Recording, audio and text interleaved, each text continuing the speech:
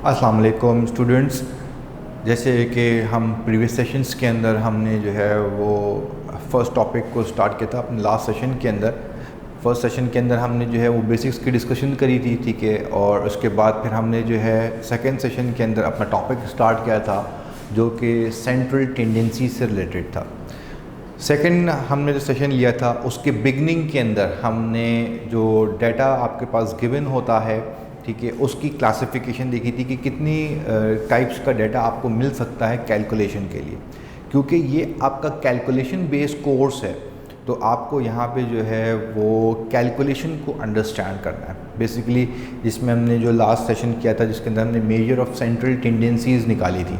तो major of central tendencies का मतलब क्या होता है कि आपकी सेंट्रल वैल्यूज़ की लोकेशन थी जिसके अंदर आपने अर्थमेटिक मीन, मीडियन और mod, geometric mean, harmonic mean, quartile, decile और परसेंटाइल को कैलकुलेट किया था, ठीक है।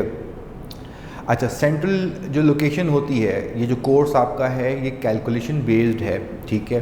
तो अगर ये टेक्निकल कोर्स होता तो इसके अंदर फिर जो है वो कुछ एप्लीकेशन से रिलेटेड जो रिस्ट्रिक्शंस हैं वो भी डिस्कस करनी होती हैं। बट क्योंकि ये कोर्स आपका कैलकुलेशन बेस है तो कैलकुलेशन बेस का मतलब क्या है कि इसमें जो जो मेजर्स अप्लाई हो सकते हैं सेंट्रल लोकेशन को फाइंड आउट करने के लिए, सेंट्रल टेंडेंसी को फाइंड आउट करने के लिए कौन कौन से मेजर जो है वो अप्लाई किए जा सकते हैं, उन समझ लें कि उन मेजर्स की एप्लीकेशन, उनकी कैलकुलेशन को जो है वो आपने सीखना है, ठीक है। और हर चीज़ की कैलकुलेशन अलग अलग पर्सपेक्टिव में की जाती है। हर चीज़ की कैलकुलेशन जो होती है वो अलग अलग रिक्वायरमेंट के हिसाब से की जाती है, ठीक है जी। जैसे अर्थमेटिक मीन जो होती है आपके पास वो आपका एक सिंपल एवरेज होता है। नंबर आपको गिवन होते हैं उसका आप सिंपल एवरेज निकालते हैं तो उसको आप जो है वो अर्थमेटिक मीन कहते हैं, ठीक है। इसी तरह इंटरप्रिटेशन के हवाले से अगर हम बात करें तो इसी तरह के ज्योमेट्रिक और हार्मोनिक मीन जो है कुछ टेक्निकल चीज़ की जगहों पे इस्तेमाल किए जाते हैं, ठीक है। ये वो टेक्निकल चीज़ों के ऊपर समझ लें आपके क्या होगा, वो टेक्निकल पर्सपेक्टिव में अगर हम देखेंगे तो वो टेक्निकल पर्सपेक्टिव के अंदर होता ये है कि कुछ रिस्ट्रिक्शंस हैं जिसके अंदर हम जाके ज्योमेट्रिक और हार्मोनिक मीन को अप्लाई करते हैं, ठीक है। बट वो कॉमनली जो है वो इस्तेमाल नहीं होती हैं, ठीक है। इसी तरीके से अगर हम मीडियन की बात करते हैं तो मीडियन बेसिकली क्या होती है, आपके पास सेंट्रल लोकेशन के अंदर सेंट्रल वैल्यू को लोकेट कर रहा होता है। यानी वो बता रहा होता है आपके पास कि उस पॉइंट से 50% डाटा पहले लाई करता है और उस पॉइंट के बाद 50% डाटा लाई करता है, ठीक है। ये इंटरप्रेट, मीडियन को इंटरप्रेट करने का तरीका हो जाएगा। देन उसके बाद फिर हमने जो है वो मॉड डिस्कस किया था कि मॉड जो होता है वो आपके पास that is the most repeated value of the data, ठीक है। देन मॉड के बाद फिर आपने कुछ और जो है वो चीज़ें डिस्कस की थी जिसको हमने कहा था दैट इज़ क्वार्टाइल, डिसाइल और परसेंटाइल। क्वार्टाइल, डिसाइल, परसेंटाइल जो हैं वो मीडियन की फैमिली से ताल्लुक़ रखते हैं और उसके अंदर भी तरीक़ेकार ये होता है कि quartile means data will be divided into 4 parts, ठीक है। और decile means data will be divided into 10 parts and percentile means कि data will be divided into 100 parts, ठीक है। तो हमारा जो ऑब्जर्वेशनल डाटा था जो हमने रॉ फॉर्म में लिया था उसके अंदर सिर्फ 8 ऑब्जर्वेशंस थी। तो 8 ऑब्जर्वेशंस को 100 परसेंटाइल के अंदर डिस्ट्रीब्यूट करना, ठीक है जी। तो अगर वैसे देखा जाए तो सेंसिबली ठीक नहीं है, ठीक है। मगर जैसे मैंने आपको बिगनिंग में बताया कि इस कोर्स के अंदर हम क्या कर रहे होते हैं, हम चीज़ की कैलकुलेशन को समझ रहे होते हैं, ठीक है। क्योंकि परसेंटाइल के लिए जो होता है वो आपका डाटा का ह्यूज होना बहुत ज़रूरी है। जैसे आपने अक्सर सुना होगा कि जो इंटरनेशनल पेपर्स होते हैं ये सैट, GRE, GMATs के अंदर आपको कहते हैं कि आपने जो है वो 80th परसेंटाइल के अंदर या 85 परसेंटाइल के अंदर लाई करना होगा या 85 परसेंटाइल से अबव लाई करना होगा, तभी आप स्कोर करके जो है वो आपको एलिजिबिलिटी मिलेगी, otherwise you are not eligible, ठीक है। तो परसेंटाइल के लिए आपका डाटा ज़रूरी बड़ा होना चाहिए, ठीक है जी। जो आपका डाटा बड़ा होगा उसके हिसाब से ही आप क्या कर सकते हैं, उसके हिसाब से ही आप क्या करेंगे, उसके हिसाब से ही आप जो है वो उसकी एप्लीकेशन लेकर आएंगे, ठीक है जी। जितना ह्यूज डाटा परसेंटाइल के लिए है, ठीक है जी, प्रोपोर्शनेट उससे थोड़ा कम डाटा अगर होगा तो हम उस पर डिसाइल अप्लाई कर सकते हैं। और अगर हमारे पास डाटा और छोटा हो जाता है तो हम उसको क्वार्टाइल्स पे भी लेके जा सकते हैं। किसी बड़े डाटा को भी क्वार्टाइल्स पे लेके जा सकते हैं, मगर किसी छोटे डाटा के ऊपर अगर हम परसेंटाइल को अप्लाई करें तो वो उसका कोई सेंस नहीं बनेगा। अगर ऑब्जर्वेशंस ही आर्ट हैं तो उसको आप 100 पार्ट्स में कैसे डिवाइड कर सकते हैं। जब हम लोकेशंस निकालेंगे उसकी तो एक ही समझ लें एक ही पॉइंट के ऊपर जो है वो डिफरेंट परसेंटाइल्स लाई कर रहे होंगे, ठीक है। तो हमने जो परसेंटाइल की कैलकुलेशन या डिसाइल की कैलकुलेशन सीखी थी वो बेसिकली किस लिए सीखी थी कि हमें समझ में आ जाए कि हमें कैलकुलेट किस तरीके से करना है, ठीक है। और लास्ट सवाल जो हमने किया था, हमने कहा था कि हम उसी को आगे परसू करेंगे और उसी के रिजल्ट्स को हम लेकर आगे चलेंगे ताकि हमारा काम थोड़ा सा इजी वे में हो जाए और आपको जो चीज़ें हम पहले कैलकुलेशन भी जिस बेसिस पे हम कर चुके हैं आपको वो चीज़ों को समझने में थोड़ी सी आसानी हो जाए। क्योंकि ये रिव्यू कोर्सेज है, ठीक है, ये वाला पार्ट जो है वो आपका रिव्यू पार्ट है, ये नया टॉपिक नहीं है आपके लिए। तो आपने क्लासेस में जब आपके पास फिजिकल क्लासेस थी तो उसमें भी आपने जो है वो चीज़ इस तरीके से डिस्कस कर ली थी और हमने ये चीज़ें कैलकुलेट अपनी क्लास में कर ली थी। जो अब हम आज डिस्कस करेंगे, आज जो हमारा टॉपिक है बेसिकली वो सेंट्रल डिस्पर्जन का टॉपिक है, major of central dispersion. Central dispersion का मतलब क्या होता है आपके पास? सेंट्रल डिस्पर्जन का मतलब ये है कि जब आपकी कोई वैल्यू, जब सेंट्रल वैल्यू आप कैलकुलेट कर लेते हैं तो अब आप देखते हैं आपका डाटा उस सेंट्रल वैल्यू से कितना स्प्रेड हुआ है। अब आपके पास जो ऑब्जर्वेशंस हैं वो डिफरेंट पोजीशंस पे आ रही हैं, उसके लिए आप एक सेंट्रल वैल्यू निकालते हैं। अब हर वैल्यू को स्प्रेड चेक करते हैं आप कि हर वैल्यू जो है वो कितनी स्प्रेड है उस सेंट्रल वैल्यू के साथ। जितनी स्प्रेडिंग वहाँ पे निकलती है उसकी कैलकुलेशन को आप डिस्पर्जन कहते हैं, मेजर ऑफ डिस्पर्जन कहलाते हैं। और उस मेजर ऑफ डिस्पर्जन के अंदर आपके पास क्या होगा, उस मेजर ऑफ डिस्पर्जन की डिफरेंट टूल्स हैं। जैसे सेंट्रल टेंडेंसी के अंदर arithmetic mean, geometric mean, harmonic mean, median, mod, quartiles थे। इसी तरीके से मेजर ऑफ सेंट्रल डिस्पर्जन के भी अपने टूल्स हैं। जैसे कि आपके पास है एक मीन डेविएशन अबाउट मीन, ठीक है जी, जो टूल है वो मीन डेविएशन का है, जिसे हम मीन एब्सोल्यूट डेविएशन भी कहते हैं। अब वो मीन एब्सोल्यूट डेविएशन जो होती है वो अबाउट मीन भी कैलकुलेट की जाती है और अबाउट मीडियन भी कैलकुलेट की जाती है। तो एक मेजर तो आपका क्या हो गया, that is called the mean deviation. अच्छा, देन उसके बाद आपके पास एक और मेजर है, वो क्या है आपके पास, that is called standard deviation and variance, या वेरिएंस एंड स्टैंडर्ड डेविएशन। ये एक और मेजर है किसका, सेंट्रल डिस्पर्जन का। सेंट्रल डिस्पर्जन को कैलकुलेट करने के लिए हम जो है वो वेरिएंस या स्टैंडर्ड डेविएशन भी इस्तेमाल करते हैं। अच्छा, इसके साथ साथ फिर हमारे पास क्या आता है, इसके साथ साथ हमारे पास जो है वो क्योंकि हमने क्वार्टाइल्स भी कैलकुलेट किए हुए थे तो एक डिस्पर्जन हमारा जो है वो on the basis of quartile भी कैलकुलेट किया जाता है, that is called the quartile deviation, ठीक है जी।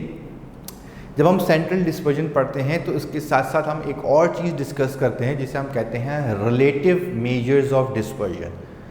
रिलेटिव मेजर्स ऑफ डिस्पर्जन का मतलब क्या है कि हम पहले स्प्रेडिंग कैलकुलेट करते हैं कि डाटा कितना सेंट्रल वैल्यू से स्प्रेड हुआ है, और अगर उस सेंट्रल टेंडेंसी की बेस पे हमें देखना हो कि कितना परसेंट डाटा जो है वो हमारा स्प्रेड हुआ है तो वो कहलाता है आपका रिलेटिव मेजर ऑफ डिस्पर्जन, ठीक है जी। मैं दोबारा इसको रिपीट कर देता हूँ आपके लिए कि जब हम सेंट्रल डिस्पर्जन कैलकुलेट कर लेते हैं, कि हम इसमें स्प्रेडिंग चेक कर लेते हैं, तो on the basis of central tendency, ठीक है जी, on the basis of central tendency अगर मुझे ये देखना हो कि कितना परसेंट डेटा मेरा जो है वो स्प्रेड हुआ है तो वो परसेंटेज जो होती है वो कहलाती है आपकी, that is called the relative measure of dispersion. तो आज का हमारा टॉपिक भी क्या है, that is called major of central tendency, ठीक है जी। हमने जो आप डिस्कस करना है, आज हमने डिस्कस करना है that is major of central dispersion, ठीक है। और उसके साथ साथ हमने जो है वो रिलेटिव मेजर्स को भी कैलकुलेट साथ साथ करना है, क्योंकि जब हम सेंट्रल डिस्पर्जन को कैलकुलेट करते हैं तो उसके बाद ही हम क्या करते हैं, रिलेटिव मेजर्स को भी साथ साथ कैलकुलेट करते हैं, ठीक है। अच्छा, अब हमने आपकी अपनी सहूलत के लिए जो लास्ट डाटा हमने रॉ फॉर्म में लिया था, हमने वही डाटा जो है वो हमने आज जो है वो सेंट्रल डिस्पर्जन के लिए भी ले लिया। जो हमारे पास 3 डेटा सेट हमने डिस्कस किए थे, एक रॉ फॉर्म में आ सकता है आपके पास, एक आपका जो है वो अनग्रुप फ्रीक्वेंसी डिस्ट्रीब्यूशन के लिए आ सकता है, एक आपका ग्रुप फ्रीक्वेंसी डिस्ट्रीब्यूशन के लिए आ सकता है। तो ये जितने आपकी सेंट्रल टेंडेंसीज और सेंट्रल डिस्पर्जन्स हैं, ये सब जो है वो उन तीनों डेटा सेट के ऊपर जो है वो अप्लाई होते हैं। तो ये जो आपका पूरा एक सीक्वेंस है, सेंट्रल टेंडेंसी, उसके बाद central dispersion and relative measure of dispersion, इन सब के ऊपर वो तीनों डेटा सेट के ऊपर आपने कैलकुलेशन अपनी करनी है। ठीक है जी।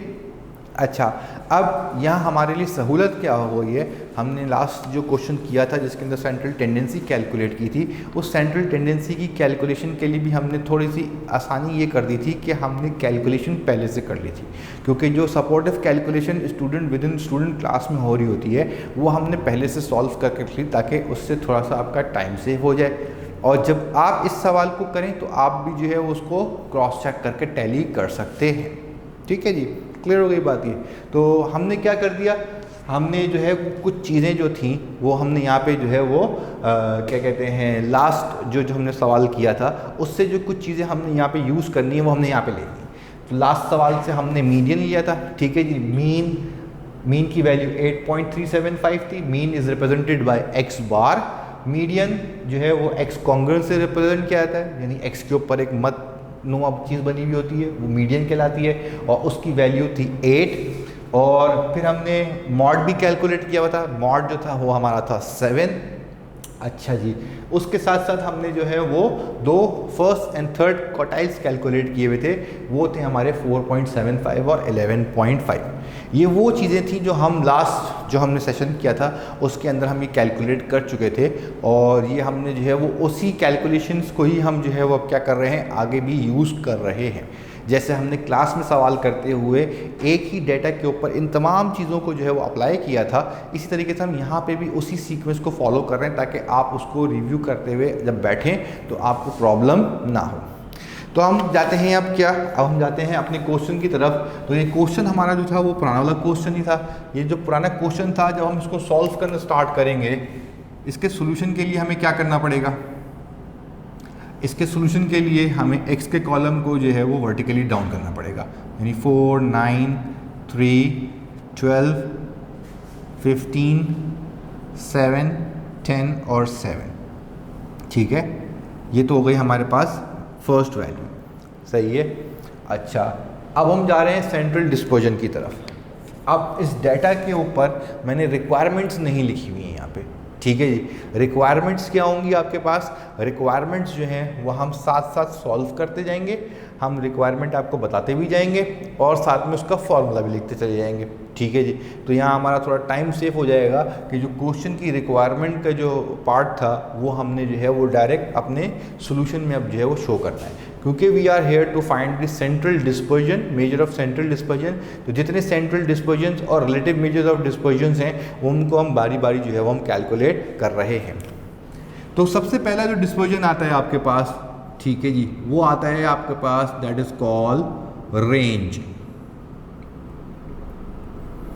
ठीक है जी, और रेंज की जो कैलकुलेशन है वो क्या होती है, रेंज की कैलकुलेशन होती है maximum value minus minimum value. अब डाटा की मैक्सिमम वैल्यू क्या शो हो रही है, maximum value is 15, minimum value is 3। तो यहाँ आपके पास क्या आ जाएगा, 15 माइनस 3। ठीक है जी, तो 15 माइनस 3 का मतलब हो जाएगा रेंज आपके पास जो आ जाएगी वो आ जाएगी 12। This is called major of central dispersion. ठीक है जी, ये सेंट्रल डिस्पर्जन है कि आपका मैक्सिमम और मिनिमम वैल्यू का डिफरेंस कितना आ रहा है। अगर हम इसका रिलेटिव मेजर निकालते हैं तो रिलेटिव मेजर का मतलब क्या हो जाएगा, that will become coefficient of range. ठीक है जी, और कोफिशिएंट ऑफ रेंज का मतलब क्या है, कोफिशिएंट ऑफ रेंज का मतलब होता है that is the maximum value minus minimum value. ठीक है जी, divided by maximum value minus plus minimum value, और इस पूरे फ्रैक्शन को क्या करेंगे आप 100 से मल्टीप्लाई करेंगे। तो अब आपके पास क्या वैल्यू आ जाएगी भाई, यहाँ पे ये हो जाएगा 15 माइनस 3 और 15 प्लस 3 इंटू 100। ठीक है, तो वैल्यू आपके पास क्या आ जाएगी, ऊपर आ जाएगा प्लस 12 डिवाइडेड बाय 18 इंटू 100। तो ये हो जाएगा आपके पास 62 और 6 इधर।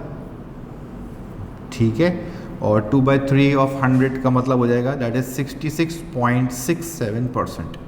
तो कोफिशिएंट ऑफ रेंज, ठीक है जी, या कोफिशिएंट ऑफ डिस्पर्जन आपके पास कितना आ गया, ये आ गया आपके पास दैट इज कॉल्ड 66.6% जो है वो आपके पास डिस्पर्जन है on the basis of range. Clear हो गई बात? ये कोफिशिएंट ऑफ रेंज क्या बता रहा है कि 66% डिस्पर्जन है on the basis of range. Range की बेस पे 66% आपकी जो है वो क्या हो रही है, डिस्पर्जन हो रही है। क्लियर हो गई बात ये?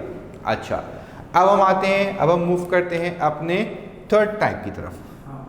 थर्ड क्या है हमारे पास? थर्ड है हमारे पास मीन डेविएशन, ठीक है जी, मीन डेविएशन अबाउट मीन, ठीक है जी, मीन डेविएशन अबाउट मीन।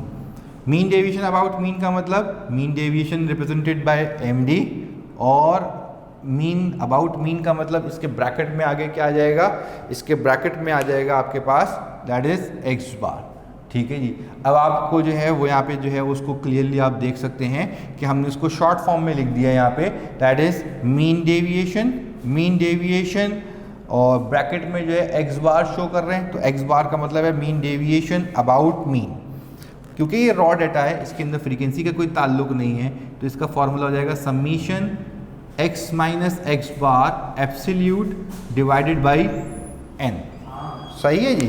क्या हो जाएगा आपके पास? मीन डेविएशन अबाउट मीन का फॉर्मूला क्या है कि आपने डेविएशन कैलकुलेट करनी है। डेविएशन का मतलब क्या है कि जो आपकी ऑब्जर्व्ड वैल्यूज़ हैं उनको सेंट्रल वैल्यूज से माइनस करके आपने क्या करना है, एक कॉलम क्रिएट करना है। स्टैटिस्टिक्स की जो आप एप्लीकेशन करते हैं, जब आप सवाल सॉल्व कर रहे होते हैं तो आप एक दफ़ा फार्मूला याद कर लेंगे तो आपको समझ में आ जाएगा कि यहाँ आपके पास इस फार्मूले के अंदर, ठीक है जी, जो भी आप फार्मूला यूज़ करना चाह रहे हैं उस फार्मूले को देख के आप बता देंगे कि इस फार्मूले के अंदर जो है वो आपके पास क्या क्या जो है वो प्लेसमेंट चाहिए और क्या कॉलम बनाना पड़ेगा।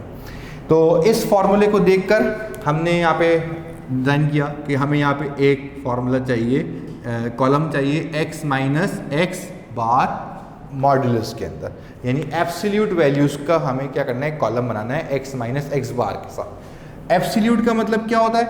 एब्सोल्यूट मीन्स आपके पास कि आपका अगर वैल्यू माइनस में भी आ रही होगी तो आपकी जो है वो माइनस साइन को कंसीडर नहीं किया जाएगा। किसी भी वैल्यू के ऊपर एब्सोल्यूट अप्लाई करते हैं हम, तो एब्सोल्यूट का मतलब क्या हो जाएगा कि उसका मैग्नीट्यूड कंसीडर किया जाएगा कि वो वैल्यू है कितनी, पॉजिटिव में है या नेगेटिव में है, इसको कंसीडर नहीं किया जाएगा। एब्सोल्यूट का मतलब क्लियर हो गया कि आपकी साइन जो है वो पॉजिटिव है या negative, it will not be considered. आप उसकी मैग्नीट्यूड की वैल्यू को कंसीडर करेंगे। तो यहाँ आपके पास जो वैल्यू आ जाएगी, यानी आपका जो कॉलम है ये बन जाएगा आपका x माइनस एक्स बार एब्सोल्यूट के अंदर। तो इसका मतलब हो जाएगा x माइनस एक्स बार की वैल्यू थी 8.375। हर x की वैल्यू को 8.375 में से माइनस करना है, और अगर आपका आंसर माइनस में आ रहा है तो आपको उस माइनस को नज़रअंदाज करके सिर्फ आपके आंसर को क्या करेंगे, अपने आंसर को आप पॉजिटिव रखेंगे। ठीक है, तो इसके लिए हमारे पास जो वैल्यूज़ जनरेट हो गई वो क्या आ गई, 4.375, ठीक है जी, 0.625, 5.375, ठीक है जी, 3.625, ठीक है, 6.625 और 1.375, 1.625 एंड 1.375। इन सब का टोटल किया हमने तो टोटल आपके पास कितना आ गया, टोटल आ गया आपके पास 25। ठीक है, क्लियर हो गई बात ये कि हमने x की वैल्यू को 8.375 जो मीन की वैल्यू थी सबको बारी बारी माइनस करके इनका टोटल ले लिया। जब इन सब का टोटल ले लिया आपने तो अब इस फॉर्मूले की वैल्यू को इसमें पुट कर दें ज़रा, तो क्या बन जाएगा आपके पास, यहाँ आ जाएगा आपके पास that is total of x minus x bar. x minus x bar का कॉलम का टोटल कितना आ गया 25, ठीक है, डिवाइडेड बाई 8। 8 कहाँ से आया आपके पास, 8 आपके पास जो है वो क्या है, 8 आपके पास जो है वो नंबर ऑफ ऑब्जर्वेशंस थी। तो ये नंबर ऑफ ऑब्जर्वेशंस कितनी आ गई आपके पास, नंबर ऑफ ऑब्जर्वेशन बन जाएंगी आपके पास 8, तो ये आंसर आ जाएगा 3.125। ये आ गया आपके पास mean deviation about mean. Clear हो गई बात? ये मीन डेविएशन अबाउट मीन ये क्या है आपका? ये आपका जो है वो सेंट्रल डिस्पर्जन हो गया। अब मीन डेविएशन अबाउट मीन के बाद अगर मैं जाता हूँ इसकी रिलेटिव मेजर के ऊपर, तो इसका रिलेटिव मेजर क्या होगा? अब इसका रिलेटिव मेजर क्या बन जाएगा? इसमें कैलकुलेशंस थोड़ी सी ज़्यादा हैं आपके पास, तो नंबर 4 पे आएंगे आप, तो ये हो जाएगा आपके पास that is called coefficient of mean deviation about mean. अभी हमने तो यहाँ पूरा लिख दिया है, तो इसको लिखेंगे हम कैसे?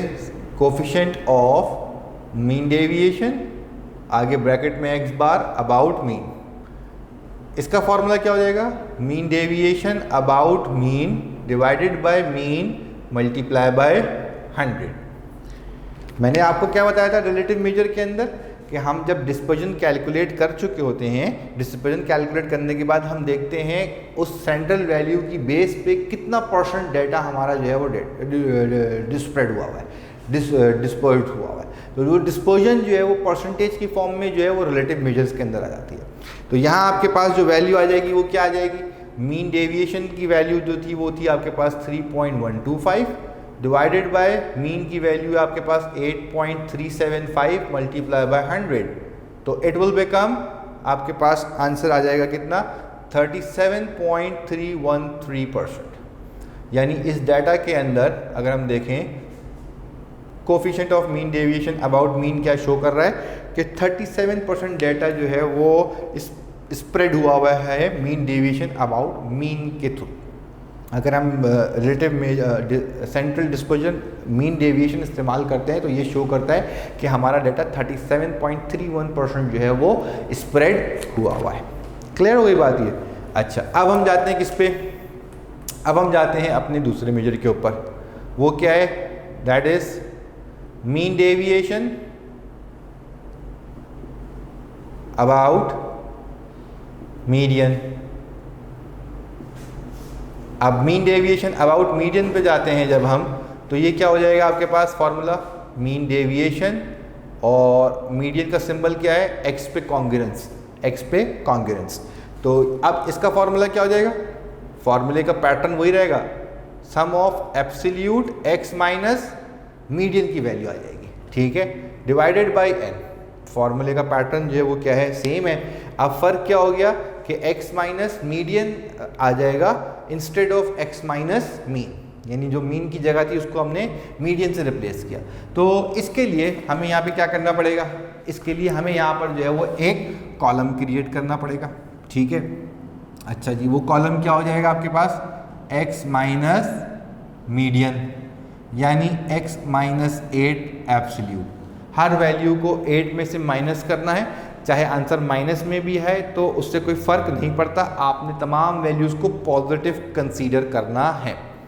तो अगर हम यहाँ देखें तो ये हो जाएगा आपके पास 4, ठीक है जी, ये हो जाएगा 1, ये हो जाएगा आपके पास 5, ठीक है जी, 12 माइनस 8 4, ठीक है जी, 15 माइनस 8 7, 7 माइनस 8 1, 10 माइनस 8 2 और 7 माइनस 8 1। टोटल करेंगे तो कितना आ जाएगा इसका? इसका टोटल बन जाएगा आपके पास 25। अब इत्तेफाक ऐसा हो रहा है यहाँ पे कि मीन डेविएशन के लिए जो मैंने कॉलम बनाया था अबाउट मीन और अबाउट मीडियन, दोनों के टोटल्स जो हैं वो क्या हो रहे हैं? सेम आ रहे हैं। क्लियर नजर आ रहा है ना आपको? इन दोनों के टोटल्स क्या हैं आपके पास? They are coming equal. But अब हम कुछ चीज़ आगे कैलकुलेट करेंगे तो उससे इनके अंदर जो डिफरेंस है वो आपको समझ में आ जाएगा। जब मैं इसको कैलकुलेट करूँगा तो यहाँ पे क्या हो जाएगा आपके पास? Mean deviation about median will become 25/8 और ये हो जाएगा mean deviation about median equals to 3.125।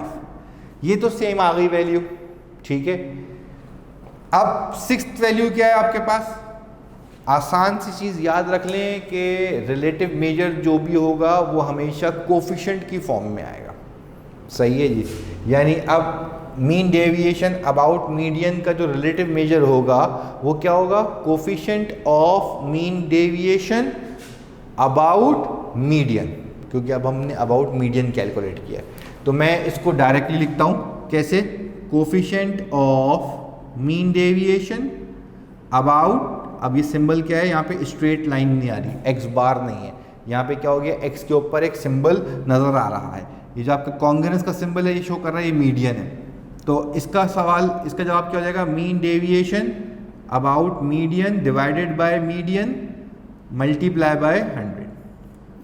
तो 3.125 डिवाइडेड बाय मीडियन का जो आंसर था वो था हमारे पास 8 मल्टीप्लाई बाय 100। जब हम इसको सॉल्व कर लेंगे तो इसकी वैल्यू जो आ रही है वो कितनी आ रही है, इसकी वैल्यू आ रही है 39.0625%। ये आ गया आपके पास coefficient of mean deviation about. कभी कभी ऐसा होता है आपके पास कि हम जब स्टैटिस्टिक्स अप्लाई कर रहे होते हैं तो दो डाटा को हम लेते हैं, दोनों डाटा का एवरेज देखते हैं, ठीक है जी। जिसका एवरेज ज़्यादा आता है, सिंपल सी बात है, जिसका एवरेज ज़्यादा होगा हम उस चीज़ को अडॉप्ट कर लेते हैं, ठीक है। कभी कभी ऐसा होता है आपके पास कि आपके पास दो ऑब्जर्वेशन के सेट्स हैं और दोनों का टोटल सेम आ जाता है, ठीक है जी। तो हम फिर सेकंड ऑप्शन पे जाते हैं, जब हम टोटल सेम जब हम उनके एवरेजेस के ऊपर कैलकुलेशन देखते हैं, एवरेजेस जो हैं वो क्या है आपके पास अलग अलग आ गए। देन उसके बाद फिर हम उसके डिस्पर्जन्स पे जाते हैं। तो कभी कभी क्या होता है कि उनके डिस्पर्जन्स जो होते हैं, एवरेजेस तो चेंज होते हैं मगर क्लोज होते हैं, पर हम उसके अंदर और मज़ीद क्लासीफाई करने के लिए स्प्रेड निकालते हैं, उसका डिस्पर्जन कैलकुलेट करते हैं। और डिस्पर्जन भी कैलकुलेट करने में क्या होता है, कभी कभी सूरत हाल ऐसी आ जाती है कि वो भी क्लियर सेम आके जो है वो क्या होते हैं, एक जैसे आ जाते हैं, उसकी मेजर कैलकुलेशन में वैल्यूज जो है सेम आ जाती हैं। बट जब हम उसका रिलेटिव मेजर कैलकुलेट करते हैं तो फिर वो डिस्टिंग्विश करते हैं, अलग अलग करते हैं चीज़ों को। तो क्या शो करा आपको यहाँ पे इसने, coefficient of mean deviation about mean जो था वो 37% है। अगर मीन डेविएशन का मैं मेजर इस्तेमाल कर रहा हूँ अबाउट मीन, तो वो बताता है कि मेरा डाटा का स्प्रेड 37% है। और coefficient of mean deviation about median की बात करता हूँ अगर मैं, यानी मैं मेजर इस्तेमाल कर रहा हूँ मीन डेविएशन का, तो मीन डेविएशन क्या शो कर रहा है कि मीन डेविएशन की बेस पे जो मेरा स्प्रेड बन रहा है वो बन रहा है 39% का। तो अब आपको दोनों को फ़र्क समझ में आ रहा है। टोटल तो आपके पास दोनों के कॉलम्स के सेम आ रहे थे, बट जब हमने रिलेटिव मेजर्स निकाले तो रिलेटिव मेजर्स क्या हो गए, अलग अलग हो गए। क्लियर हो गई बात ये। अच्छा, उसके बाद फिर हम जाते हैं किसकी तरफ, फिर हम मूव करते हैं अपने नेक्स्ट डिस्पर्जन की कैलकुलेशन पे, दैट इज द वेरिएंस, ठीक है जी। अच्छा जी, वेरिएंस की कैलकुलेशन में क्या होता है आपके पास, वेरिएंस की जो कैलकुलेशन है वो आपके पास होती है summation x minus x bar का whole square divided by n। अब आप फर्क देखें कि जो मीन डेविएशंस थी उसके अंदर हमारे पास एब्सोल्यूट के फंक्शन को इस्तेमाल किया गया था। हमने एब्सोल्यूट अप्लाई करके क्या किया था, टोटल कैलकुलेट किए थे, क्योंकि एब्सोल्यूट आपका मैथमेटिकल वो मैथमेटिकल फंक्शन है जिसके अंदर हम साइन को नहीं देखते, मैग्नीट्यूड को देखते हैं। तो इससे क्या होता है आपके पास कि जो नेगेटिव आपके पास वैल्यूज़ होती हैं वो ख़त्म हो जाती हैं, सिर्फ पॉजिटिव वैल्यूज़ आपको शो होती हैं। क्लियर हो गई बात ये। दूसरा तरीकाकार क्या है कि अगर आपके पास नेगेटिव ऑब्जर्वेशंस जनरेट हो रही हैं तो उनको पॉजिटिव करने के लिए हम क्या करेंगे, उनको पॉजिटिव करने के लिए हम इनकी स्क्वायरिंग कर देंगे। वो इस्तेमाल होता है वेरिएंस और स्टैंडर्ड डेविएशन के अंदर, ठीक है जी। तो हमने वेरिएंस और स्टैंडर्ड डेविएशन को जब कैलकुलेट करने के लिए कहे हम, तो हमें कॉलम बनाना पड़ा x माइनस एक्स बार का होल स्क्वायर, यानी ये हो जाएगा x माइनस एक्स बार की वैल्यू हमने निकाली थी 8.375, इसका स्क्वायर। x की वैल्यूज़ ये हैं, 8.375 फिक्स है, माइनस करना है और इसका स्क्वायर करना है। जब हम इनको माइनस करके स्क्वायर करेंगे यानी ये हो जाएगा 4 माइनस 8.375 और इसका स्क्वायर। तो डायरेक्ट आप जो है वो क्या कर सकते हैं, साइंटिफिक कैलकुलेटर के अंदर इसको इस्तेमाल करके डायरेक्ट इसके आंसर्स को निकाल सकते हैं। तो पहला आंसर आपके पास आ रहा है 19.141, दूसरा आ रहा है 0.391, ठीक है जी। तीसरा आ रहा है 28.891, तीसरा आंसर है 13.141, फिर आ रहा है 43.891 और फिर आ रहा है 1.891, फिर 2.641 और 1.891। इन सब का टोटल करते हैं तो आपके पास जो आंसर आएगा वो आएगा 111.875। अच्छा, तो अब ये क्या हो गया, ये हमने डेविएशन के स्क्वायर को कैलकुलेट किया जो कि हमारे फॉर्मूले की रिक्वायरमेंट थी। हमारे फॉर्मूले की रिक्वायरमेंट की बेसिस के हिसाब से अगर मैं वेरिएंस कैलकुलेट करूँगा तो वेरिएंस बन जाएगा 111.875 डिवाइडेड बाई 8। तो जो वेरिएंस की वैल्यू है वो क्या आ जाएगी आपके पास, वेरिएंस की वैल्यू आ रही है that is 13.984। Major of dispersion variance क्या है आपके पास, स्क्वायर ऑफ डेविएशन का अगर हम नंबर ऑफ ऑब्जर्वेशन से डिवाइड कर दें तो वो आपको जो है वो जो मेजर ऑफ डिस्पर्जन कैलकुलेट करके देगा वो कहलाता है आपके पास वेरिएंस। ठीक है जी। अगर हम इस वेरिएंस को स्क्वायर रूट के अंदर लिख लें तो ये फॉर्मूला जो है वो बन जाएगा किसका, ये फॉर्मूला बन जाता है आपका स्टैंडर्ड डेविएशन के लिए। यानी अगर हमारे पास आगे हम मूव करते हैं और हम यहाँ पे 8 चीज़ लेते हैं, वो हमारे पास क्या कहलाएगी, that is called the standard deviation. जो स्टैंडर्ड डेविएशन है आपके पास वो क्या है, वो स्टैंडर्ड डेविएशन का मतलब क्या है, x माइनस एक्स बार का whole square, sum of x minus x bar का whole square divided by n square root. यानी पूरा वेरिएंस का फॉर्मूला है बट वेरिएंस के फॉर्मूले पे स्क्वायर रूट अप्लाई हो गया। जब स्क्वायर रूट अप्लाई होगा आपके पास तो जो आपका आंसर होगा उसको हम फिर कहते हैं that is called the standard deviation. ठीक है जी। अब स्टैंडर्ड डेविएशन के लिए भी क्या हो जाएगा, 111.875 डिवाइडेड बाई 8 स्क्वायर रूट में। ठीक है जी। यानी इनको डिवाइड करके अगर हम स्क्वायर रूट ले लें तो आपके पास आंसर क्या आ जाएगा, दैट विल बी 3.740। वेरिएंस के अंदर क्या होगा, स्क्वायर वाला इम्पैक्ट शो होगा आपका। जब हम स्क्वायर करेंगे, पॉजिटिव करने के लिए हमने स्क्वायरिंग करी और उसका स्क्वायर का इम्पैक्ट जिस आपका मेजर में इस्तेमाल होगा वो कहलाएगा आपका वेरिएंस। और अगर हम उसका स्क्वायर रूट कर दें तो स्क्वायर रूट करने से क्या होगा, आपका जो स्क्वायर का इम्पैक्ट था वो ख़त्म हो जाएगा। जब स्क्वायर का इम्पैक्ट खत्म होगा तो अब आपको पता चल जाएगा कि आपका डिस्पर्जन जो है वो कितना आ रहा है, आपका डिस्पर्जन आ रहा है 3.740। अब अगर ये डिस्पर्जन 3.740 है जिसके अंदर हमने जो माइनस करवाई है वैल्यू वो मीन की है, अगर हम देखना चाहें कि ये dispersion on the basis of mean कितना % डेविएट कर रहा है तो उसको हम यहाँ पे कहते हैं कोफिशिएंट ऑफ वेरिएशन। ठीक है जी। उसको हम क्या कहते हैं, उसको हम कहते हैं आपका कोफिशिएंट ऑफ वेरिएशन और शॉर्ट फॉर्म में इसको क्या लिखते हैं हम, CV लिखते हैं, coefficient of variation CV। CV आपके पास क्या है, जो स्टैंडर्ड डेविएशन है उसको मीन से डिवाइड कर दें, on the basis of mean calculate करते हैं तो on the basis of mean divide करके मल्टीप्लाई बाय 100 ले लेते हैं तो ये हो जाएगा 3.740 डिवाइडेड बाय मीन की वैल्यू थी 8.375 मल्टीप्लाई बाय 100। तो आपके पास कोफिशिएंट ऑफ वेरिएशन क्या आ जाएगा, दैट इज 44.652।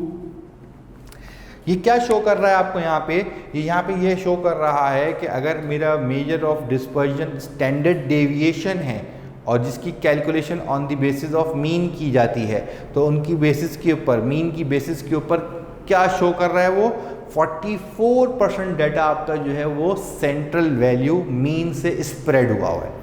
यानी डाटा जो है आपका 44% उसकी जो है वो क्या है, स्प्रेडिंग है सेंट्रल वैल्यू से। तमाम वैल्यूज जो स्प्रेड हो रही हैं वो 44% उसकी जो है वो आपके पास रिलेटिव मेजर्स की कैलकुलेशन आ रही है। ठीक है जी। ये जो आपका कोफिशिएंट ऑफ वेरिएशन है बेसिकली इसको इस्तेमाल किया जाता है आपकी रिलायबिलिटी की कैलकुलेशन के अंदर, कंसिस्टेंसी कैलकुलेशन के अंदर। यानी आप समझ लें कि अगर हम चाहें तो अपनी टीम के प्लेयर्स जो हैं, फॉर एग्जांपल क्रिकेट टीम के प्लेयर्स जो हैं, अब बहुत सारे प्लेयर्स हैं हमारे पास, हमारी टीम के अंदर 11 प्लेयर खेलते हैं, ये तो सबको पता है, ठीक है। अब 11 प्लेयर्स के अंदर जो पोटेंशियल प्लेयर्स हैं वो 11 तो नहीं है, पोटेंशियल प्लेयर्स तो हमारे पास मिसाल के तौर पे 30 हैं, तो 30 एक्टिव पोटेंशियल प्लेयर्स हैं जो कि परफॉर्म करते रहते हैं, ठीक है। तो अब बात आती है सारी कि हर कोई कभी ना कभी परफॉर्म कर रहा होता है, तो हम कैसे आइडेंटिफाई करें कि हमने किसको लेना है और किसको नहीं लेना है। तो अगर हम उनकी स्टैटिस्टिक्स के अंदर जो है, अगर वो बैटिंग का प्लेयर है या वो बॉलिंग है, अगर हम उसका कोफिशिएंट ऑफ वेरिएशन कैलकुलेट करना शुरू कर दें, तो जिसका कोफिशिएंट ऑफ वेरिएशन कम वो ज़्यादा रिलायबल हो जाएगा, ज़्यादा कंसिस्टेंट हो जाएगा, तो वो ऑटोमेटिकली उसके चांसेस ज़्यादा हो जाएंगे। अगर ये चीज़ हम जो है वो उनके ऊपर, प्लेयर्स के ऊपर इम्प्लीमेंट कर दें कि you all will be selected on the basis of coefficient of variation, तो वो हर दफ़ा अपनी परफॉर्मेंस को बेटर बनाने में लगे रहेंगे। जितना वो अपनी परफॉर्मेंस को बेटर बनाएंगे उतना ही उनका वेरिएशन कम हो जाएगा, जितना उनका वेरिएशन कम होगा उतना ही उनका चांस टीम में बढ़ जाएगा।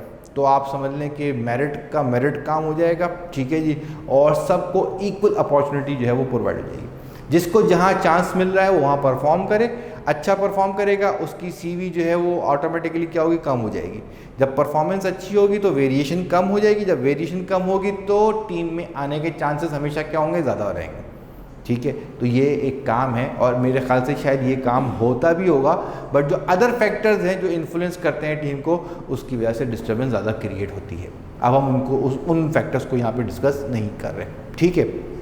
अच्छा, तो यहाँ अब तक अभी हमने जो कैलकुलेट किया वो रेंज कैलकुलेट कर ली, mean deviation about mean calculate किया, mean deviation about median calculate किया है, ठीक है जी। स्टैंडर्ड डेविएशन कैलकुलेट किया, वेरिएंस कैलकुलेट किया और इनका रिलेटिव मेजर यानी कोफिशिएंट ऑफ वेरिएशन। हर कोफिशिएंट जो कैलकुलेट हुआ है वो रिलेटिव मेजर है, और जो उससे पहले चीज़ कैलकुलेट हुई है वो उसकी डिस्पर्जन है, मेजर ऑफ सेंट्रल डिस्पर्जन है। अब बात करते हैं यहाँ पे नंबर 10 पे, किसकी, नंबर 10 ले लेते हैं, inter quartile range. Inter quartile range बहुत इजी कैलकुलेशन है। अब रेंज तो आपने निकाल लिया था, maximum value minus minimum value. Inter quartile range क्या हो जाती है आपके पास, इंटर क्वार्टाइल रेंज का मतलब है Q3 minus Q1, third quartile minus first quartile. तो ये भी हम पहले कैलकुलेट कर चुके थे। थर्ड क्वार्टाइल की वैल्यू थी 11.5, फर्स्ट क्वार्टाइल की वैल्यू थी आपके पास 4.75, ठीक है जी। इन दोनों का डिफरेंस आपके पास जो है वो कितना आया, 6.75। अगर मैं क्वार्टाइल डेविएशन की बात करूं, ठीक है, अगर मैं क्वार्टाइल डेविएशन की बात करूं तो क्वार्टाइल डेविएशन क्या है आपके पास, Q3 minus Q1 divided by 2, ठीक है। तो ये क्या हो जाएगा आपके पास 11.5 माइनस 4.75 डिवाइडेड बाई 2, तो इसका आंसर आ जाएगा आपके पास 3.375। ये आ गया आपके पास क्या, that is called the quartile deviation. जैसे सारे डिस्पर्जन के मेजर्स हैं वैसे ही जो है वो मीन डेविएशन और स्टैंडर्ड डेविएशन और वेरिएंस के अलावा क्वार्टाइल के भी क्या है, क्वार्टाइल के भी क्वार्टाइल डेविएशंस मौजूद हैं, जिससे हम दो मेजर पार्ट्स में कहते हैं कि एक कहलाता है आपका इंटर क्वार्टाइल रेंज, जो कि डिफरेंस होता है थर्ड क्वार्टाइल और फर्स्ट क्वार्टाइल के दरमियान, और क्वार्टाइल डेविएशन का मतलब क्या हो जाएगा, क्वार्टाइल डेविएशन का मतलब है कि उसकी स्प्रेडिंग, क्वार्टाइल्स के दरमियान स्प्रेडिंग कितनी आ रही है, ठीक है जी। जैसे आपके पास डिफरेंट कोफिशिएंट्स थे वैसे ही आपके पास जो है वो क्या होगा, क्वार्टाइल का भी कोफिशिएंट वैसे ही अवेलेबल है, ठीक है जी। तो quartile coefficient of quartile deviation अगर हम देख लें यहाँ पर लास्ट चीज़, ठीक है जी, लास्ट चीज़ जो अगर हम देखें यहाँ पे तो क्या हो जाएगी आपके पास, coefficient of quartile deviation that is Q3 minus Q1 और Q3 plus Q1 multiply by 100। Value जो है वो आपने किसकी लेनी है, वो Q3 और Q1 वाली ही लेनी है। सिर्फ वैल्यू क्या हो जाएगी आपके पास, वैल्यू विल बिकम क्या 11.5 माइनस 4.75 और 11.5 प्लस 4.75 मल्टीप्लाई बाय 100। तो परसेंटेज जो आपके पास जनरेट हो जाएगी वो क्या हो जाएगी 41.538। ठीक है जी, you can see it clearly. ठीक है, आपको ये जो है वो लास्ट जो आपने जो अपना रिलेटिव मेजर कैलकुलेट किया है वो क्या निकाला है, कोफिशिएंट ऑफ क्वार्टाइल डेविएशन, कि जो आपकी क्वार्टाइल डेविएशन है उस क्वार्टाइल डेविएशन का कितना परसेंट जो है वो आपके पास यहाँ पे शो हो रहा है डेविएशन के अंदर। तो वो क्या है आपके पास, वो है 41%। यानी on the basis of quartiles आपका जो डाटा है वो 41% स्प्रेड हुआ है। क्लियर हो गई बात ये? ठीक है जी।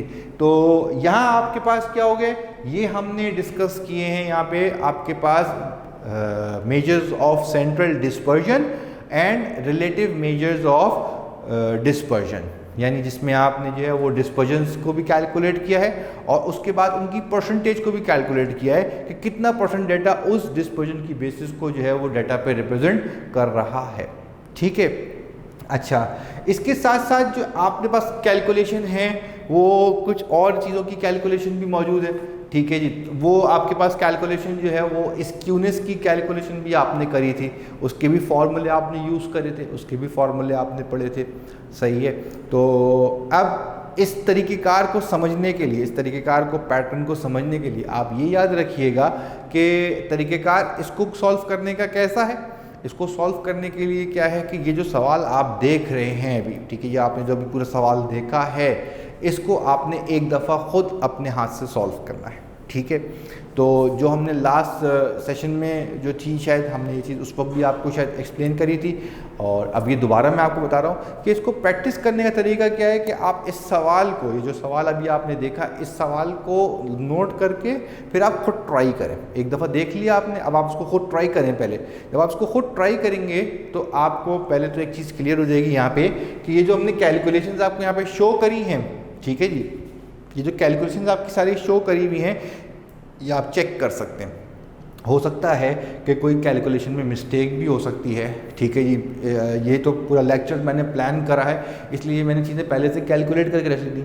हो सकता है कि जब मैंने इसको कैलकुलेट करते हुए कोई मिस्टेक कर दी हो तो कुछ चीज़ें जो है वो आगे पीछे हो सकती हैं, प्लस माइनस करने से कुछ चीज़ों में फ़र्क भी आ सकता है। जब आप इसको दोबारा करेंगे तो उसका कोई प्रॉब्लम अगर उसमें नज़र आती है आपको, या अगर आपको उसके अंदर जो है वो नज़र आता है कि इसके अंदर कोई वैल्यू गलत आ रही है तो उसको आप आइडेंटिफाई कर सकते हैं, पहली चीज़।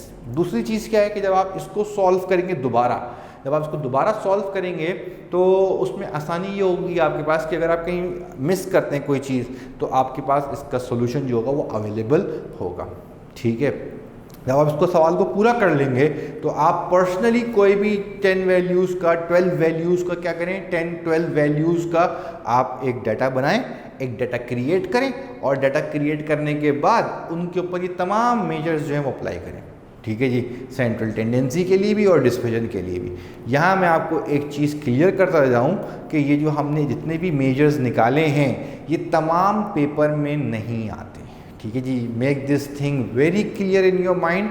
मैंने पहले भी आपको बताया था कि जो सवाल हमने स्टार्ट किया है इसमें हम तमाम मेजर्स जो इस्तेमाल कर रहे हैं वो इसलिए कर रहे हैं ताकि आप इन चीज़ों को ईजीली समझ सकें।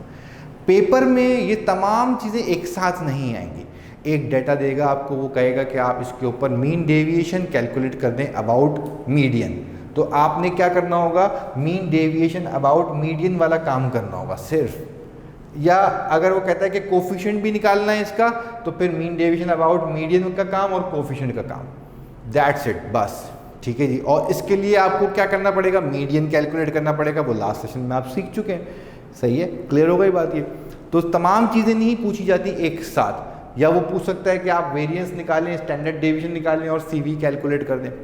तो हम सीखने के लिए क्या करते हैं, इनको एक साथ कैलकुलेट करते हैं ताकि आपको इनकी कैलकुलेशन जो है वो अंडरस्टैंड हो जाए, आप अंडरस्टैंड कर लें कि इसकी कैलकुलेशन कैसे की जाती है। देन उसके बाद फिर आप क्या कर सकते हैं, फिर आप दूसरे पार्ट पे जाकर जो है वो क्या करेंगे कि जो रिक्वायर्ड चीज़ें हैं सिर्फ आप उसी को जो है वो कैलकुलेट करके सॉल्व कर लेंगे। ठीक है जी। अब आई होप कि आप जो है वो इस सवाल को यानी रॉ डाटा के फॉर्मेट के सवाल को जो है वो अपने पास करेंगे, उसकी प्रैक्टिस भी करेंगे, और मैं आपको जो है वो इसकी वर्किंग मटेरियल या इसका जो असाइनमेंट भी शेयर कर दूंगा, तो उससे भी आपको थोड़ा सपोर्ट मिल जाएगी काम करने के लिए।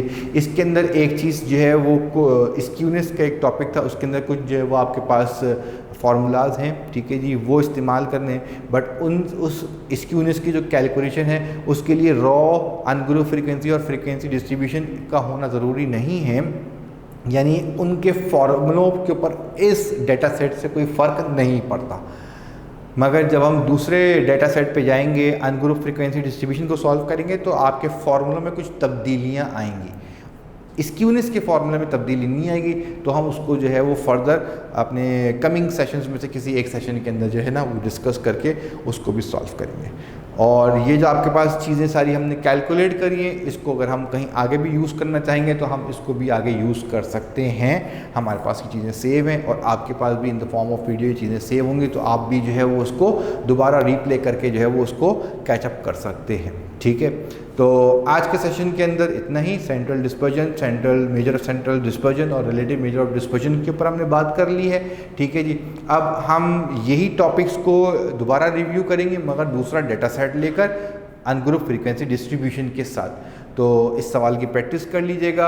अगर कोई प्रॉब्लम हो तो you can contact me on my number. ठीक है जी, I am also available in your WhatsApp group. ठीक है, और नेक्स्ट सेशन तक के लिए मुझे इजाज़त दीजिए। अल्लाह हाफिज़।